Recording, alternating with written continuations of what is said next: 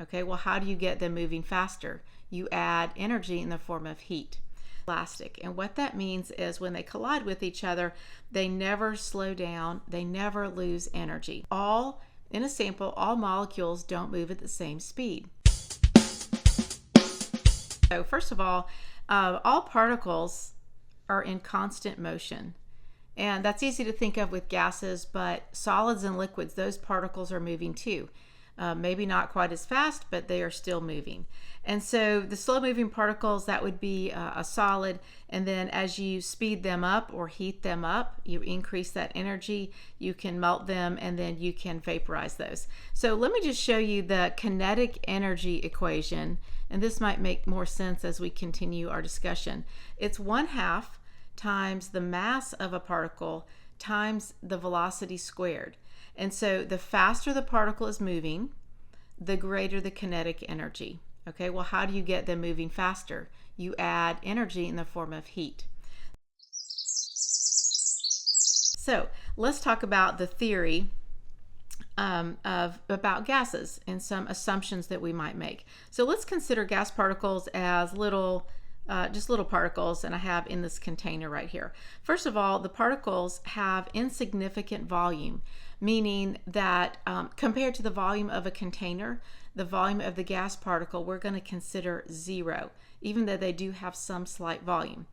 And then they are in constant motion, and so they are continually bouncing off the walls of this container, bouncing into each other, and so forth. They're in constant random motion. They never just settle out into the bottom of a container. They're always moving.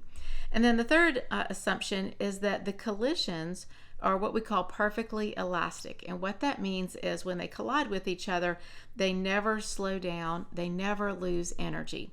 So these are the 3 assumptions you need to know. Now let's look at the definition of temperature. And most of you may not know this, but what is temperature? It is the average kinetic energy in a substance. So the more the kinetic energy, remember kinetic energy has to do with mass and speed, the faster the particles are moving, the higher the temperature. So if we were to look at a distribution of a sample, let's say we had a sample at 1 temperature. Not all the particles have the same speed. And so over here on my y-axis, I have percent of molecules. And so a certain percent have that energy. And then here's my average, probably right about here. So most of the particles have that energy. But even at that temperature, there are very few particles that have a very high amount of energy. So one key learning is in a sample, all molecules don't move at the same speed. But that substance has the same temperature. Maybe it's room temperature. Particles in the room are moving at different speeds.